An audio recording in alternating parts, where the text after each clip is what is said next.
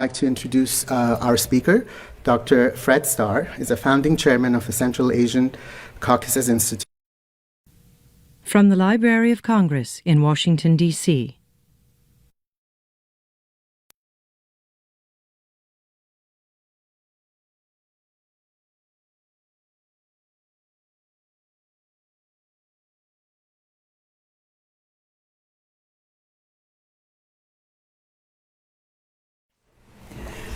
Well, good afternoon, ladies and gentlemen.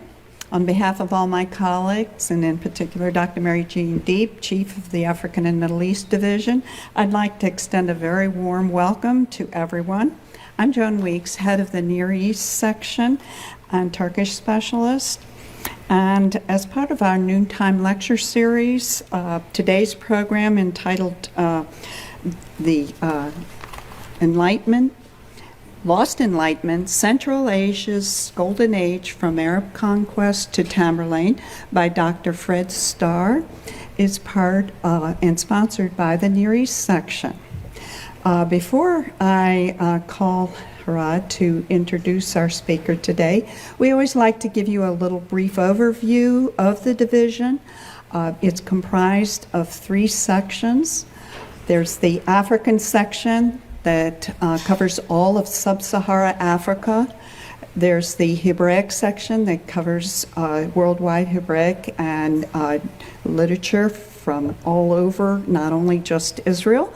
And then we have our Near East section, which covers all of Northern Africa, the countries, the Arab countries, all of Turkey, Turkic Central Asia, which is today's focus, Iran, also the Caucasus, the Turkic peoples of China. So you see it covers a wide area, and we'd like to have you come back and use these collections for your research. I also want to point out that we've left flyers in your chairs to evaluate today's program, and we always appreciate that you fill those in so we can continue to provide these programs to you. Also, I'd just like to point out that today's program is being recorded so that if you ask questions, you're just implicitly giving us permission to tape your questions and answers. So with that, I'd like to call Harad Dinabari to the podium and ask him to introduce our speaker. Thank you. Thank you, everyone, for joining us. I know it's a rainy day and it's during lunch hour. Most of us have busy schedules. The fact that you're here means a lot. We are very grateful for having you here. And we have a very distinguished speaker today, and we are showcasing a book which is quite an important work of scholarship. Before I get into the bio, I just want to give you a little background. We have a lecture series known as the Persian Book Lecture Series, jointly done with the University of Maryland, who are our partners. And these have been going on since the Persian Book Exhibit in 2014. This year is literature, and the focus is also performing arts. And we've been showing different aspects of Persian language. This isn't about nation states. You're fairly familiar with the Iranian aspects of Persian, the Afghan, Indian. We've even had discussions on Ottoman and Persian connections. Central Asian Persian is something that needs a little bit more work, and in this sense, this book is unique. And the speaker today is unique because it brings a perspective on Central Asian Persian, Persian used in Afghanistan, Tajikistan, Uzbekistan, and beyond. And in that sense, we are bringing you a full range of lectures that cover the entirety of the Persian language's richness and diversity. Having had said that, I would like to introduce our speaker. Dr. Fred Starr is a founding chairman of the Central Asian Caucasus Institute. He began working in the Turkic world as an archaeologist in Turkey and went and found the Kennan Institute for Advanced Russian Studies. Dr. Starr served as vice president of Toulon University and president of Oblarian College and Aspen Institute. He has advised 3 U.S. presidents on Russian Eurasian affairs and co-authored the first comprehensive strategic assessment of Central Asia, the Caucasus, and Afghanistan for the Joint Chiefs of Staff. Dr. Starr's recent work has focused on reopening transcontinental corridors of trade and transport, the new Silk Road. His book, Lost Enlightenment, published in 2013, which is what we are essentially making available for you here, has been translated into 9 languages, including the various dialects of Persian, Tajik Persian in Afghanistan, Dari Persian, and of course Farsi in Iran. It has received many favorable reviews and was praised by President Ashraf Ghani of Afghanistan as a fantastic book. Dr. Starr also founded the Greater New Orleans Foundation, the biggest non-governmental aid donor following the Katrina disaster that led to Louisiana's repertory of jazz ensemble of New Orleans, which has now toured in Eurasia. Without taking more time, I'm going to turn this over to our distinguished speaker. The book is available for purchase at the back, and Dr. Starr will be available to sign the books once the lecture is over. We're giving it to you for a very good price of $20, which is much cheaper than you would normally find it. And feel free to come up at the end and have Dr. Starr sign for you. We will give you about 10 to 15 minutes for questions at the very end. Essentially, we will be recording this, so by asking questions and being filmed, you're giving us consent to record you and make your comments available for everyone to see. Thank you. Dr. Starr, feel free to come up.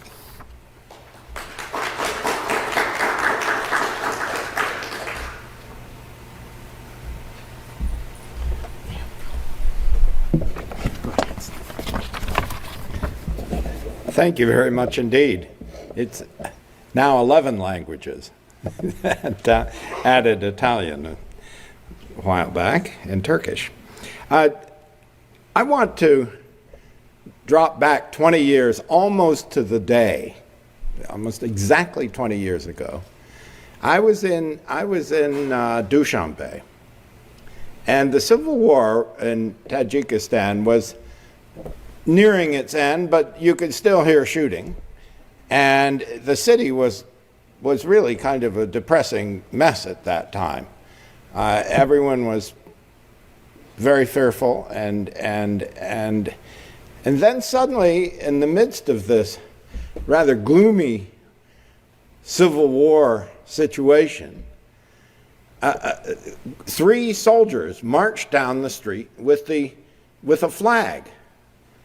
And I looked at it and said, "What's that flag?" I'd never seen it before. It was new. And they said, well, I caught up with them and asked them, and they said, well, that's our new flag. And I looked at it, I said, it's very curious. It's the first time I've ever seen it. I noticed there is green on it, and he said, oh yeah, that refers to the mountains, green, or to the green valleys and so on, where everything is grown. And I said, it's white, what about that? And they said, well, the white is the mountains, of course, snowy mountains. And the red, he said, well, that's the life of the people. I thought, gee, that's unfortunate color for the time of a civil war. But there was also on this new flag, there were, I think, 7 stars and a crown. So I asked, well, now, what are the 7 stars referred to? And they didn't know. And I said, well, who designed the flag? We can take you to him. He's just a few blocks away. It turns out it was designed by a Lithuanian Catholic who had an antique store, an old book and antique store right in the center of Dushanbe. And so I went and met this man, very hospitable, very interesting man, and he indeed had designed the flag. So I said, what about the stars? And he said, well, when I was a boy, a student in Lithuania, I had to study a work of German literature, Goethe's Westostliche Divan, and he said that was about Persian poetry. Hafiz mainly, as you know.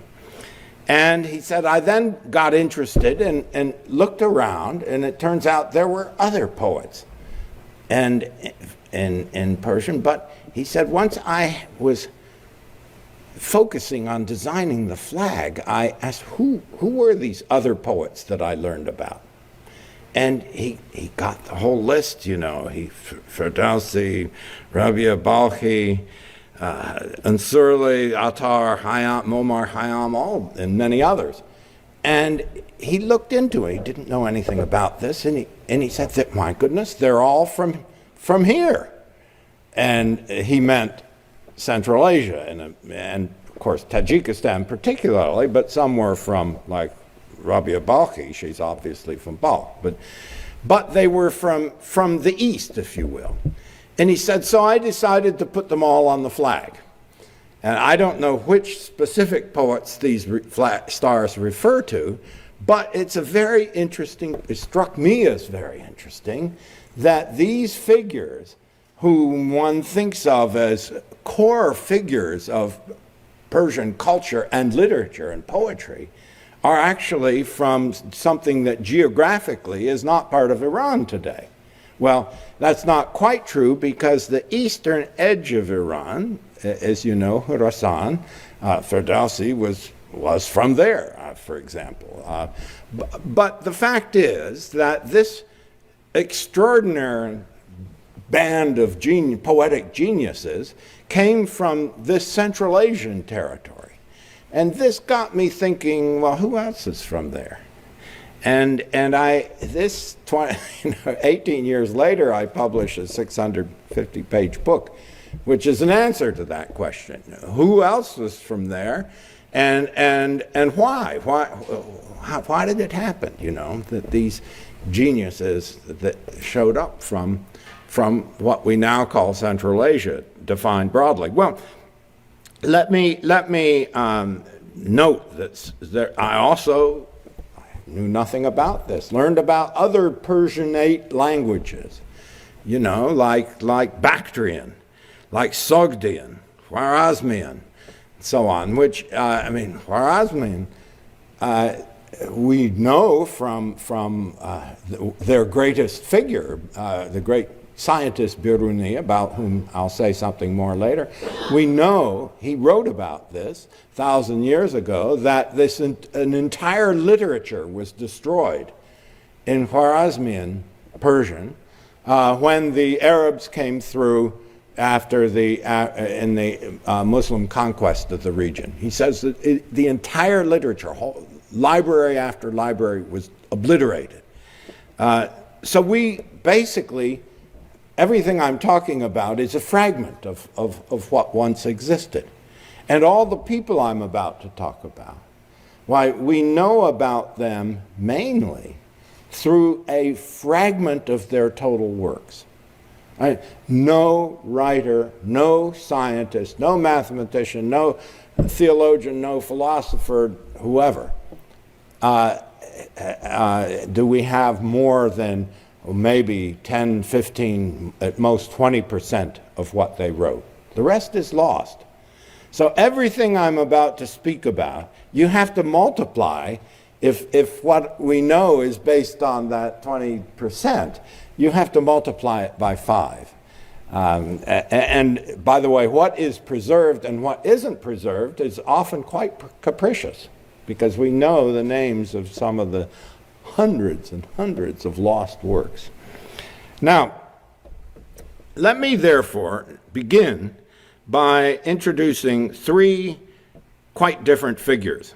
The first, and I introduce them not because they're the biggest fish in the pond, but because they are representative of the kind of geniuses that this region produced from roughly the 8th through the 12th centuries AD. And let me start with Al-Khwarizmi. You know him. In fact, you've used his name probably in the last couple of weeks in English without knowing it, because someone was telling you about the algorithm on which some computer processes based.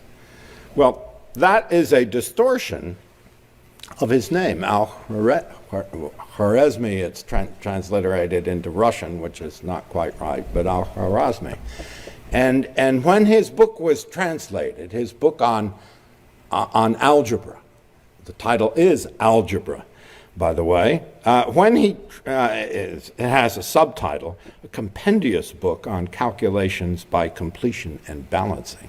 When this book, Algebra, was translated, it immediately, into Latin, it became the standard work. And of course, people wondered, who is this author, Al-Khwarizmi? Well, they didn't know anything about him, but they did know he was a very big figure in the world of mathematics, and therefore anyone who was, this was a form of compliment. Anyone who was a great mathematician, they called in medieval Europe an Al-Khwarizmi, and hence algorithm. It's part of our culture.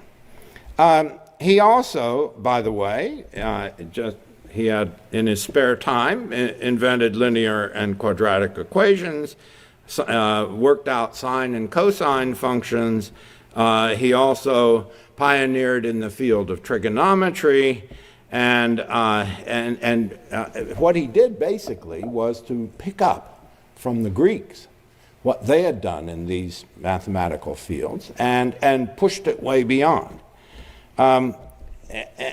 Why did he know about the Greeks? Because Syrian Christians who knew Arabic and knew Greek were translating these works. And there were a lot of Syrian Christians out in Central Asia, and so these works were known out there. So he also did a lot of work in astronomy. He did astronomical tables that were based on the kind of astronomical tables they were doing in India at this time. He also, by the way, speaking of India, wrote a book on Indian numerals. Now, Indian numerals, do you mean Arabic numerals? No, Indian numerals. Because he wrote that book on Indian numerals, Arabs picked it up, and by the time this numeral system arrived in the West, they knew it only as Arabic numerals. But you could just as well call them Central Asian numerals. But he was a formidable figure, in other words, Al-Khwarizmi. And just to remind you, his dates are 780 to 850. That's a long time ago to be doing such genius work. And then my second figure is from what is now southern Kazakhstan. This is on the great northern route across east-west. It's pretty much the route that these new so-called Silk Roads are following. And Farabi, Al-Farabi is his name, lived 872 to 950. Farabi was born in the biggest trading city on that route, actually a suburb of it, Otrar. It's absolutely bleak and abandoned area today. It used to have some farming, but it was once a great urban center. And this Farabi, we know him very well in the West because he wrote the book on logic. He took Aristotelian logic. He, again, thanks to those translations I've talked, he didn't speak. None of these people learned, or only a couple of them learned ancient Greek. But he took the Arabic translations, studied them very carefully. They're good translations, these Syrians did. And not only did he write in meticulous detail about the field of logic, but he expanded considerably on what Aristotle had done. It's extraordinary. So his books, too, were eventually translated in the West.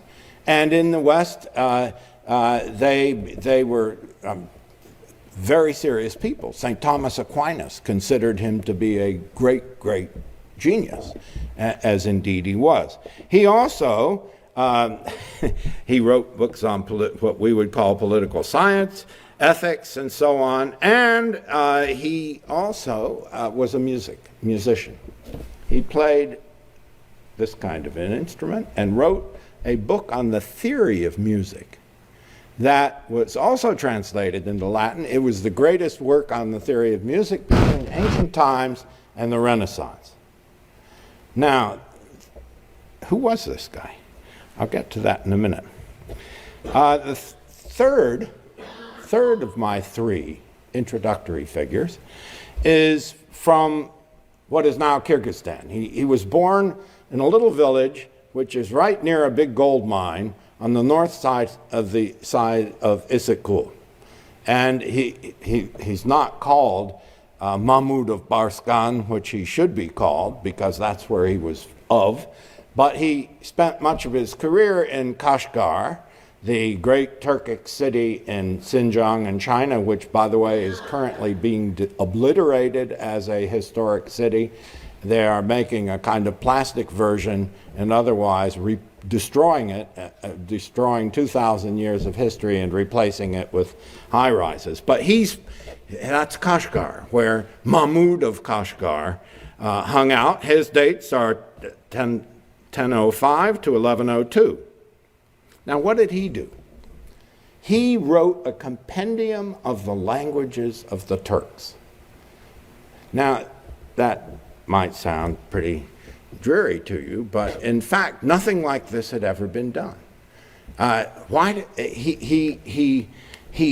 is ethnography, it's linguistics, it is folklore, it is geography. He throws in this compendium of the languages of the Turks the first map, the oldest map that we have of Japan anywhere. The Japanese don't have an older map.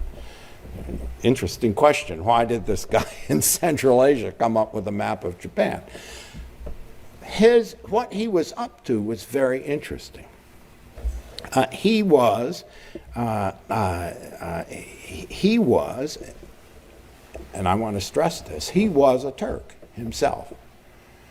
A Turk who had been, obviously, as all Turks had been, Tengrians, if you will. They were followers of the traditional nomadic faiths that all the Turkic tribes had. But in his case, a generation or two before him, they had converted to Islam, and these Turkic soldiers from Central Asia, of whom there were a lot, they were totally responsible for the security of the caliphate in Baghdad.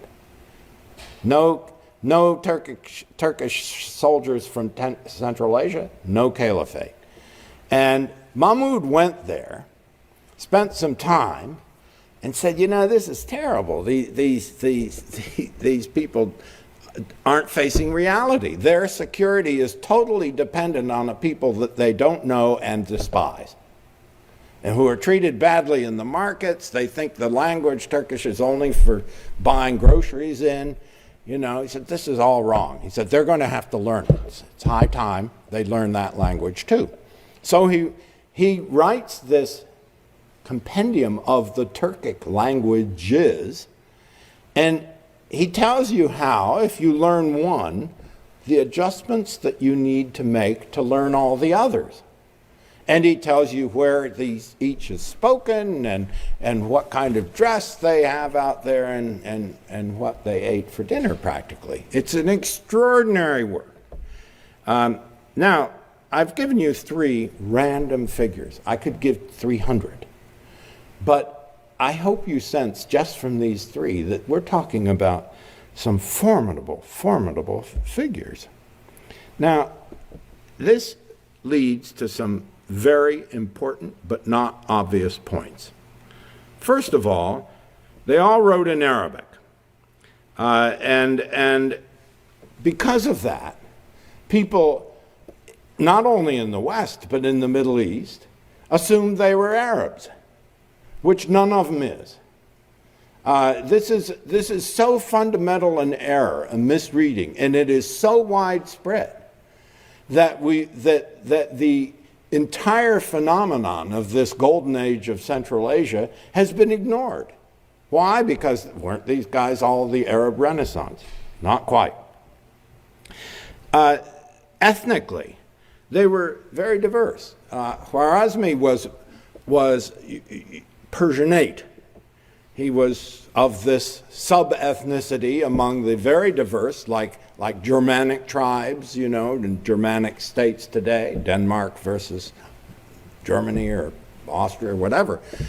Very diverse. He was from one which we've completely lost track of, and we've lost track of their language. He was a Persian. Then we have Mahmud, is obviously is a Turk, and proudly so, although living in an empire, the Karakhanid Empire of that time, which had in many respects Persianized and learned Arabic for doing business in. These were sophisticated people, multilingual, multicultural, right from square one. And Farabi, well, this is a very sensitive point. Farabi, there was a study, the scholarship in all this is fascinating. Farabi wrote this big book on music. And a scholar went through the entire book and pulled out every reference to instruments and to musical forms. And it turns out they were overwhelmingly Persianate. They weren't Turkic. So, you know, it's mildly embarrassing that the National University of Kazakhstan is named after Farabi, but it should be for several reasons. Kazakhstan is proudly a multi-ethnic society, and furthermore, Farabi lived in an increasingly Turkic world himself and was interacting. And to go beyond that, the Turks and Persians of Central Asia, there were Turks in cities, but large numbers of them were in the countryside as nomads and shepherds and so on, whereas the Persianate people originally, early, were living in the cities. Now, to go in the city, you needed things to survive. You needed things that you could only get from the Turks.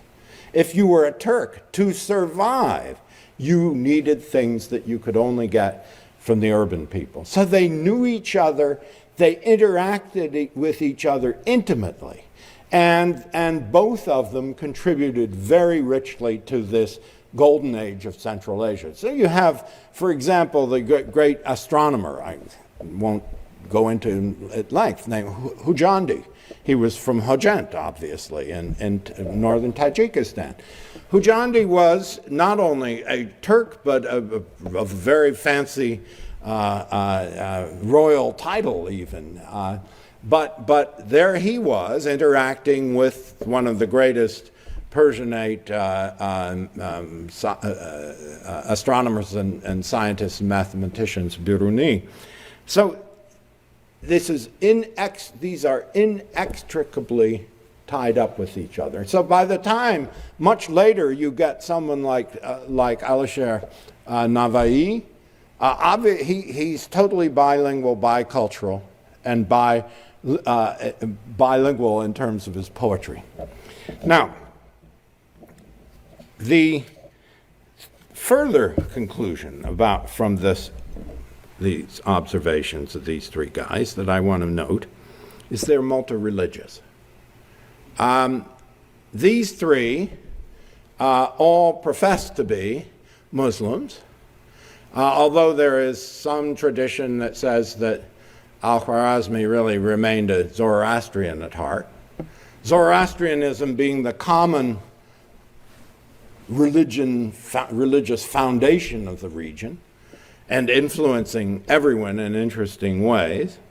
But it was this phenomenon that I'm writing about and speaking about of the Golden Age was multi-religious. You had very pious Muslims on the one hand, you had guys who just went through the motions on the other, you had guys who saw the opportunity to get some money by identifying exactly the location of of Mecca. They used their science to do that, and they said, you know, that's a good contract, let's go for it. You had people of every degree of piety. But you also had very prominent Christians among the science and cultural figures. You had Jews, and you had Zoroastrians. And this was not a monopoly of any one. And they were all interacting, they all knew each other, and that was one of the characteristics of the movement as a whole. Well, I didn't mention this, but Al-Khwarizmi cut out, and he eventually spent quite a long part of his life in Baghdad, as did Farabi, and then he went beyond that. And so it is common to say these two guys, and also Mahmud, he was there for a while, that this is all part of the Arab Caliphate. Not quite. It's much more interesting than that. Because you have, Baghdad itself was founded by Mansur, who had checked out this great Central Asian city of Merv, arguably the greatest city in the entire region for 500 years. And it's pretty clear that his circular plan for Baghdad was taken from Merv. And when they had the dedication of Baghdad, who was there to bless the project but a bunch of Jewish astrologers from Merv. So Baghdad had a strong Central Asian caste from the beginning. But what's much more interesting is that later, when after the sons of the famous Harun al-Rashid, who was thought to be a great patron of the arts, but I would characterize as a jihadist and a philanderer, his sons ended up, because he stupidly turned the whole empire over to them together, they ended up obviously at war with each other, and one of them, who spent many years in Central Asia at Merv, now Turkmenistan, one of them finally triumphed, and it was he who brought all these Central Asians to Baghdad. They basically took it over. The biggest patron of the arts and culture for 3 generations in Baghdad was not someone from the Arab world or from traditional Persian world. It was Central Asian family from Western Afghanistan, from Balkh, great city there in Western Afghanistan, the Barmak family. Well, the Barmaks had run a huge Buddhist monastery outside of Balkh, and when this was destroyed by the Arabs, they said, okay, we better cut a deal. And they did. They converted, and they ended up playing their cards very well. And when those Central Asians came from Merv to take over Baghdad, the Barmak family was among them, and they prospered. They were richer than Croesus. They were the ones writing the checks for the poets, for the philosophers, for the scientists, for the musicians, and so forth. So that I want to stress that not only were these people not from the Arab world, even though they used the Arabic language, which they, by the way, greatly enriched and transformed into a world language. Persian culture did this to Arabic. But beyond that, they brought something very distinct and gave a strongly Central Asian cast to the entire caliphate that's never really been adequately noticed. But let me move on from there. Why did this happen? What was going on? Why did this amazing explosion of talent, of genius, take place? It's worth asking. You know, did something get into the water? Why did it happen? Doesn't, you know, this is the sort of thing you ask about 5th century Athens, Periclean Athens, or Renaissance Florence, but this is a real question. It demands a serious answer.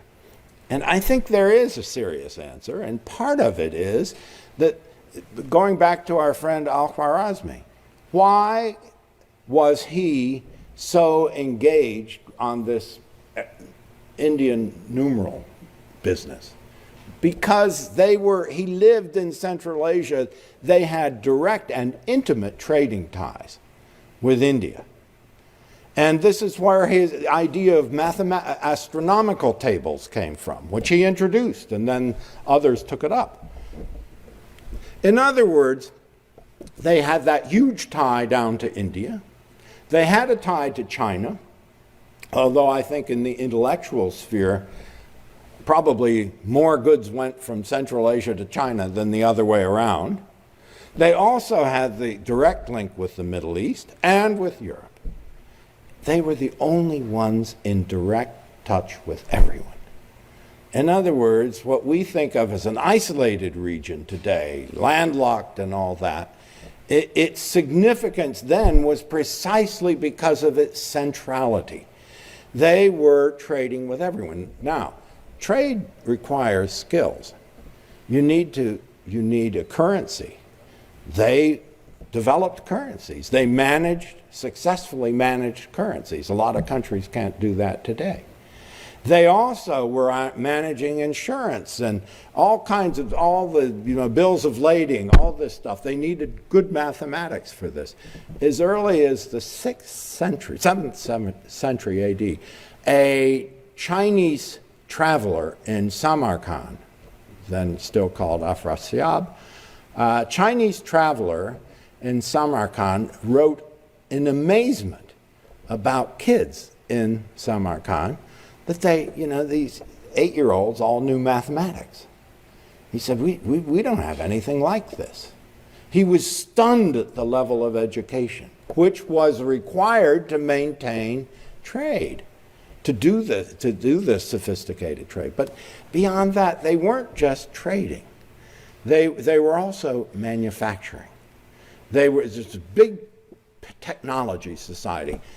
So you have things like crucible steel, technologies like paper. Chinese technically invented it, but the Central Asians reinvented it using cotton fiber instead of bamboo and mulberry leaves.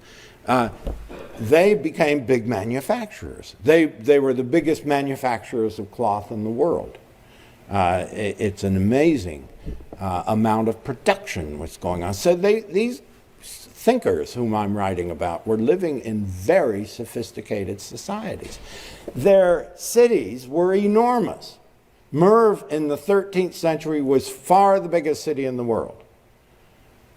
And others were right behind them. Cities that we don't even think of today. Balkh in Afghanistan, for example. Herat was big at one point. They all were. But beyond that, these were very sophisticated cities. They had well-heated houses, underfloor thermal heating. Can't beat that. They had air conditioning that was invented on the border between Afghanistan and eastern Iran. This air conditioning system worked by having a deep hole in the ground and then a tower up above which would suck the cool air up and cool the whole structure. They lived well, in other words. Running water everywhere, very sophisticated hydraulic systems, which is why Al-Khwarizmi was so focused on his algebra. He needed to come up with simple systems for measuring how much water to move from this field to this field. It came out of life, in other words. It's not just because these happen to be some smart people. So what I want to say then is that this occurred because they were linked in, they weren't isolated. This was an amazing achievement all in all. Was this a Muslim Renaissance. In one sense, it certainly was. In other senses, it was a much broader kind of Renaissance because, as I indicated, you had every kind of faith and you have every degree of skepticism. One of the figures that I could pause on is the greatest mind between classical antiquity and the Renaissance is Biruni. Biruni is from what is now Western Uzbekistan, not far from Khwarezm, by the way. And Biruni was a rather skeptical guy in his views. He said the right things, but he never let any religious dogma stand in the way of the conclusions of reason. It's a very interesting figure that way.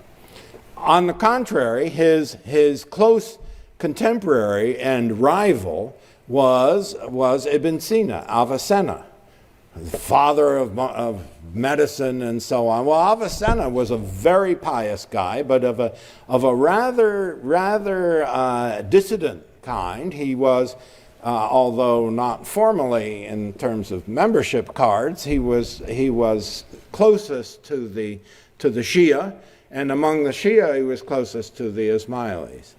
And his writings on medicine he considered kind of secondary. His real work was in theology. It's very interesting. Okay, that's Ibn Sina. But Avicenna. Where did Avicenna get his work? Well, one of his great sources was a guy named Razi. Now, Razi is we would call him an Iranian today. He's from Raz, which is now in the suburbs of, the ruins of it are in the eastern suburbs of Tehran. But Razi, I claim emphatically for Central Asia for two reasons. His entire education was in Central Asia, and all his students were Central Asian. But Razi wrote an immense compendium of medicine, much bigger than Avicenna's. Razi's was so big you couldn't carry it around. And Avicenna distilled it to a manageable length, and that's why helps account for the extraordinary popularity that, every Western medical school, that was their text down to the 17th century, Avicenna's. But Razi, why do I mention him? Well, because religiously he was a skeptic's skeptic. I mean, typical Raziism. He was writing about prophets, Prophets. He was writing about prophets, and he said, it's very strange. Each religion seems to have its own prophet, and they don't agree with each other. Now, what's going on here? Is God sending contradictory messages? Or is there some... Well, he was religiously, to say a skeptic is the mildest that could be said of him. And there were others who were out-and-out atheists. My point is, this was a world of rich diversity, extraordinary rich diversity of thought. And just as it was of trade and contact and stimuli coming from every which direction. So this raises the question, whatever happened to it? Was it killed off?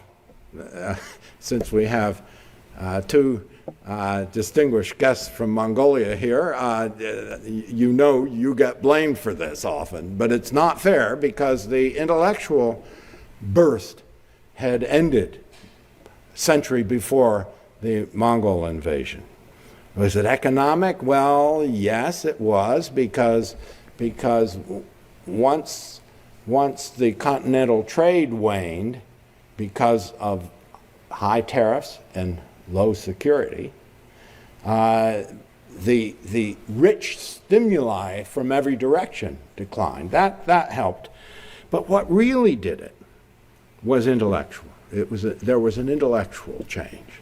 And that was a kind of war against the intellect, a war against reason, a war against logic, a war against science it had a history. It was launched by Abu Hamid ibn Muhammad Ghazali, Ghazali, mark the name. He was a brilliant man. He also came from the eastern edge of what is now Iran. This is a region, by the way, which today is called Khorasan, which refers to sunrise. But traditional Khorasan included all of what is now Turkmenistan, went all the way, big chunk of western Afghanistan as well, practically to Uzbekistan. Ghazali was a typical son of this bigger Khorasan. He launched an attack against reason, against science, against the intellect, in the name of, not of just of faith, but of dogma, in the name of textualism. If it is not in the Quran, if it is not in the sayings of the Prophet, it's not valid, and you can find there answers to all life's questions. You don't need to go in this other route of reason, logic, science, and so forth. Well, this was one guy. And the sayings of the Prophet was practically due all around, which refers to war against the intellect. The rich stimuli from every direction declined. That helped. But what really did it was intellectual. There was an intellectual change. And that was a kind of war against the intellect, a war against reason, a kind of war against the intellect, a war against reason, a war against logic, a war against science. That was a kind of war against the intellect, a war against reason, a war against logic, a war against science. It had a history.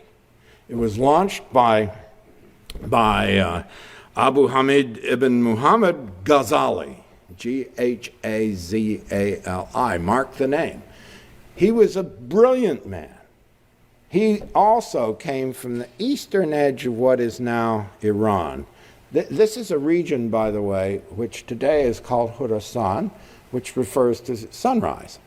But traditional Khorasan included all of what is now Turkmenistan, went all the way, big chunk of western Afghanistan as well, practically to Uzbekistan. Ghazali was a typical son of this bigger Khorasan. He launched an attack against reason, against science, against the intellect, in the name of, not of just of faith, but of dogma, in the name of textualism. If it is not in the Quran, if it is not in the sayings of the Prophet, it's not valid, and you can find there answers to all life's questions. You don't need to go in this other route of reason, logic, science, and so forth. Well, this was one guy launching this attack, but he wrote it in a very acerbic and clever book, and he preached it from an early, we would call it, university that was founded. It was the first. It was a system that was set up, and by the caliph in Baghdad initially, and he was the head of this system and lectured, and he was very effective as a lecturer. Imagine, 1,000 years ago, a guy lecturing before 500 people as he did, almost daily. He created an environment in which thinking and use of reason, logic, science, and so on, the entire enterprise became suspect. There was no outright ban, but anyone engaging in those things after Ghazali was he was getting on the edge of very dangerous territory, and people stopped. And it took a long time before a serious rebuttal, rejoinder to Ghazali came from within the Muslim world. It did come. let it be said. This is very much debated today. These are very live issues, as you can imagine. They couldn't be more live, but they were live in 1100 AD when this great flourishing, this effervescence of culture began to wane. Well, let me close with this, but say one obvious point that has occurred to every one of you as you're sitting there and listening, and that is everything I've talked about has tremendous resonance today. These are new countries. They are inheritors of an unbelievably rich tradition with which some are acquainted, but by no means the whole population. Much of this has been lost or forgotten. They are rediscovering, reclaiming this history, not inventing a history, but reclaiming it. And the degree to which this happens, in all its richness, complexity, diversity, openness to the world, the degree to which that succeeds, you could say that's the degree to which this greater Central Asia region will flourish today. If they close down their consciousness, their minds, their memories to all this, there'll just be a bunch of not very large countries in remote part of the world that fall under the influence, control, and sway of others. So there's a lot at stake. A lot in the region realize this. And I think anyone who purports to have an interest in this larger Persianate and Turkic world, you really have to know about this lost era, because it is what defined this zone of culture at its most glorious moment.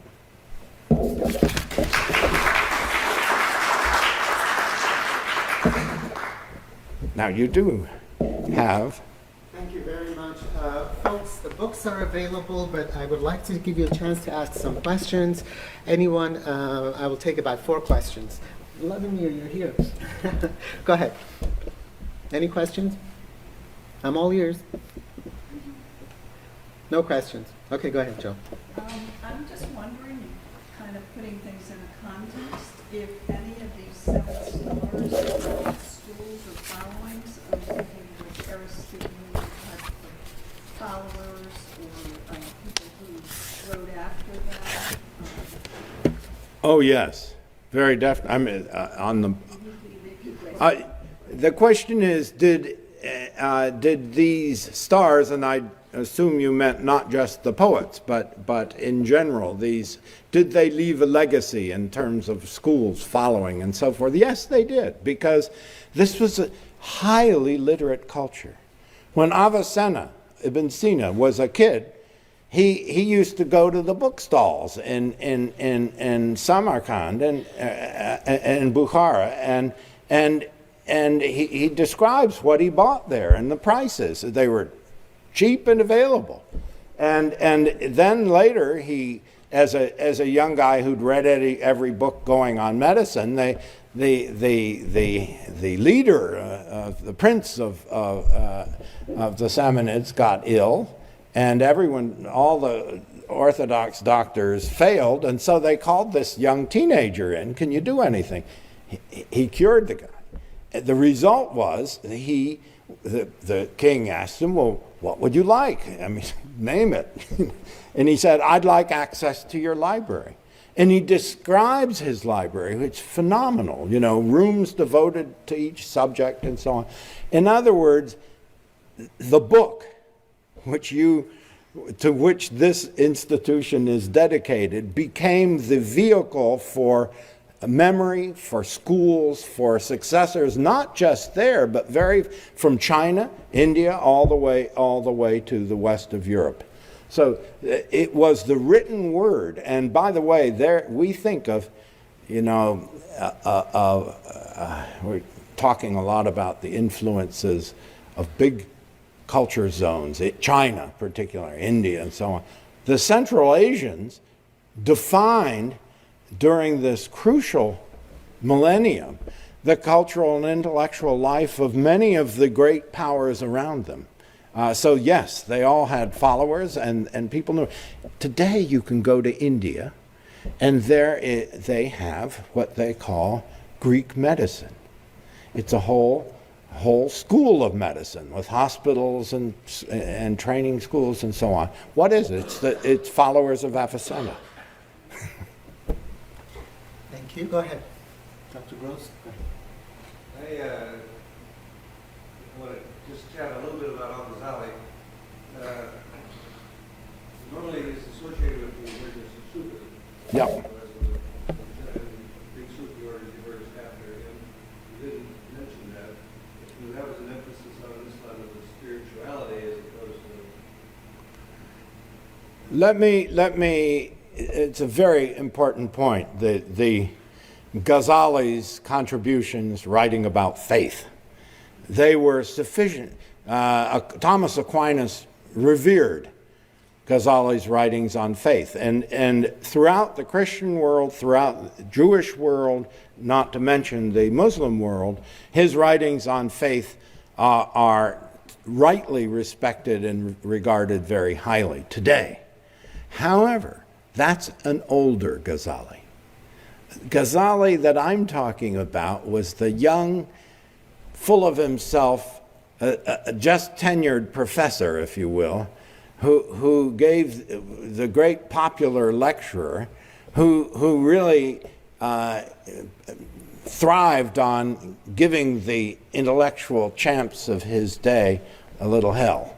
And eventually, what happened to him is that the caliph who had supported him falls, and he loses his support system. And lacking his support system, he's literally out of a job. And giving will highly to the Jewish world writings, Ali's spirituality as opposed to... Let me, it's a very important point, the Ghazali's contributions writing about faith. They were sufficient. Thomas Aquinas revered Ghazali's writings on faith. And throughout the Christian world, throughout the Jewish world, not to mention the Muslim world, his writings on faith are rightly respected and regarded very highly today. However, that's an older Ghazali. Ghazali that I'm talking about was the young, full of himself, just tenured professor, if you will, who gave the great popular lecturer, who really thrived on giving the intellectual champs of his day a little hell. And eventually, what happened to him is that the caliph who had supported him falls, and he loses his support system. And lacking his support system, he's literally out of a job. He ends up then putting on a Sufi wool overcoat and hiking off to the Middle East, where he spends the rest of his life. Now, at that phase of his life, after he'd done all this damage, is when he wrote about faith. And it is those writings to which you refer, and it is those writings which warrant his very, very high, noble name in all three religions of the book. You're absolutely right. Thomas said, I just want to carry this a little further. Thomas said he went through a mental crisis. But you're saying he lost his patronage. Well, he lost his patronage, but he's very blunt about it himself. He had what we would call a nervous breakdown. I mean, it's totally clear. I mean, he describes all the symptoms. You give them to any psychiatrist and medical person, you say he had a nervous breakdown. I did that, by the way, gave it to Nick, and then the young lady over there. Yeah. Okay. All right, but I have two questions there. Go ahead. and one there. So I know that you were an advisor to various... We can't hear you, Nick. Could you? Sorry? We can't hear you. I know that you advise various government officials, so I'm curious how you think that having a knowledge of this region's kind of cultural history should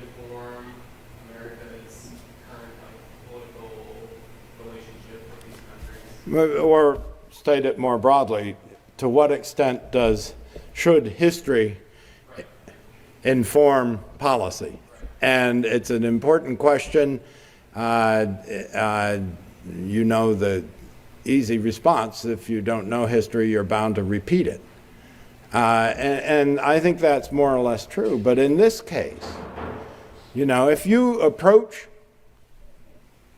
not a country, but a whole group of countries as somehow, you know, newly independent states, as the State Department's term was, well, you know, that happens to be clinically true. It misses about 9/10 of what you should be getting. I don't think the policies of any external countries have been designed and executed with any depth of knowledge of the people they're dealing with. The Russians, by the way, in Soviet times, I have to say there were wonderful scholars working in the USSR, a high percentage of them being Jewish, people who probably found in the world of scholarship a sort of safe island. They did absolutely great research, not on a philosophical level, but in getting the text, figuring out what happened, the archaeology. I respect these people very highly. That tradition is unfortunately, I wouldn't say vanished, but gravely weakened today. I have two questions. You young lady, okay, you and this gentleman here, and then we need to go for the books, and you can ask him questions as you're getting your book, and then he can sign it and answer your question. Go ahead. You were talking about that the history is being rediscovered, or you sense that it was being rediscovered. What are the indicators for it? What do you feel? Like, I worked 4 years ago in Bach, and I didn't have that impression, but maybe over the 4 years it has changed. So what would you say are the indicators? Well, I think that's the question, if you didn't hear, was what's the evidence for your claim that this history is being rediscovered?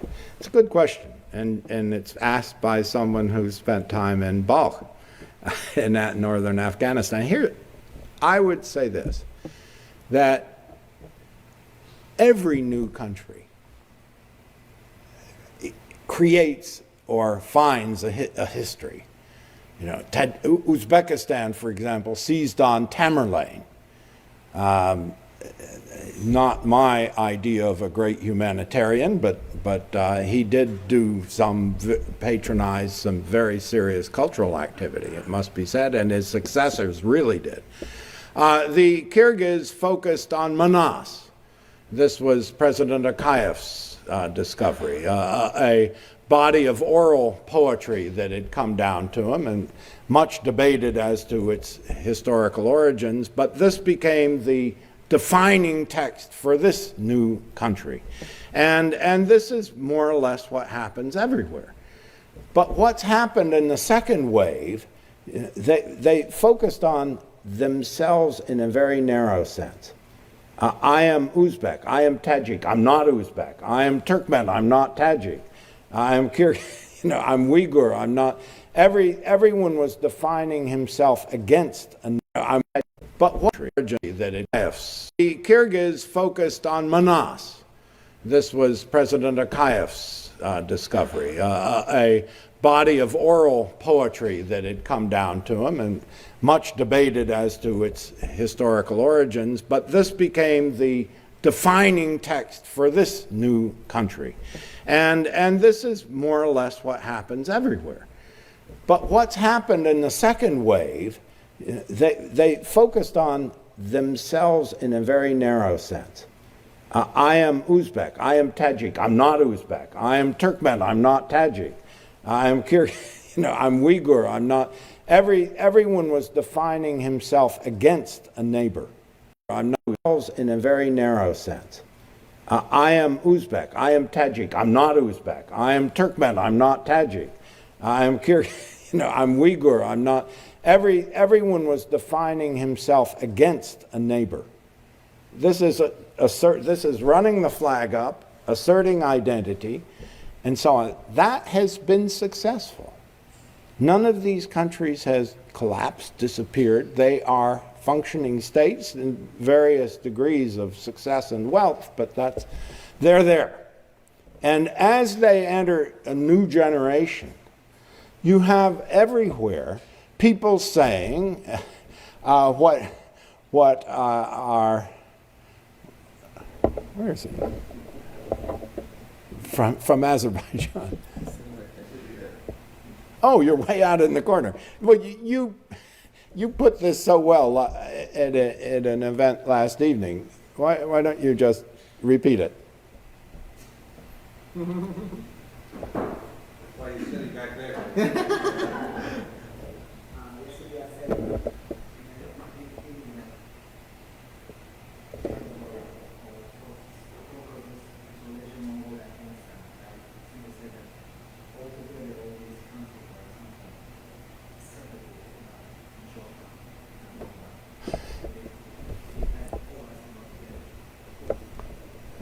His argument was that separately, these countries have a very difficult time.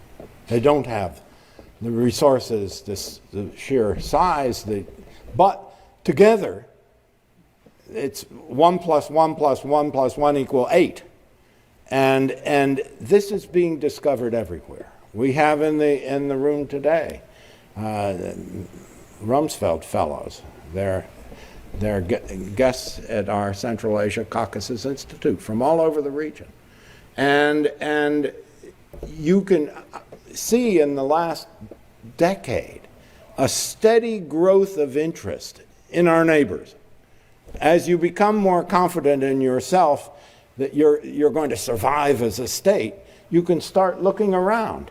And at the leadership level, let me just report to you, since you asked for concrete examples, the physically closest that I can come to Balkh is this story, and I'll give you two. One is that the president of Uzbekistan, Islam Karimov, a couple of years ago, held a conference that was on exactly what I was talking about today. It was held in Samarkand. He had hundreds of people there from 40 countries. They were learned scholars, political people, you name it, the whole diplomatic corps. 15 years before that, he or any other leader of the region would have been talking about the guy from his country as ours. In other words, he would have referred to our Ibn Sina or our Biruni. At this conference, everyone was referring to our in the big sense. And they were all going out of their way to say our common heritage. Second example, if you go to downtown Ashgabat in Turkmenistan, Ashgabat, you know, this is a complex society, Turkmenistan, and it's not well known what they're doing today, but there is a park right downtown, and the president, Berdi Muhamedov, took 2 city blocks, combined them, tore down all the buildings, and then built a beautiful, brought in soil, built a beautiful marble watercourse down the middle. Then they planted beautiful trees on each side, very big. It must have been very expensive moving such big trees. And then between the trees and the watercourse on both sides were everyone that I've mentioned today, plus a lot of others. And they're all 4-meter high statues. And I was there and I was shown this. And after seeing it, I had an opportunity to speak with the president. I said, this is wonderful. And then in a rather impolite question, I said, you do realize these aren't all Turkmen? And he looked at me and smiled and said, of course we know that. But they are our common heritage. That phrase you will hear everywhere. That's why Ashraf Ghani is on it. That's why the former head of the governor of the National Bank of Kazakhstan has been busy arranging the translation of this book into Kazakh. This is why everywhere they're looking for who we are, now we in the big sense. So they're living, they're beginning, just at the beginning, they're beginning to live what you just referred to. Okay, really we don't have that much time. We have to do the book signing. I asked that the last question be asked in person. But I also want to thank Dr. Starr. This was a fantastic talk. Thank you very much. And I would just say that essentially shared culture and shared heritage is really what brings all this together. Arabic, Persian, Turkish, and this whole region, you see a synthesis, and this book captures that hybrid and that synthesis beautifully, I think. Thank you, everyone. The books are right back there. Thank you, Dr. Starr. This has been a presentation of the Library of Congress. Visit us at loc.gov.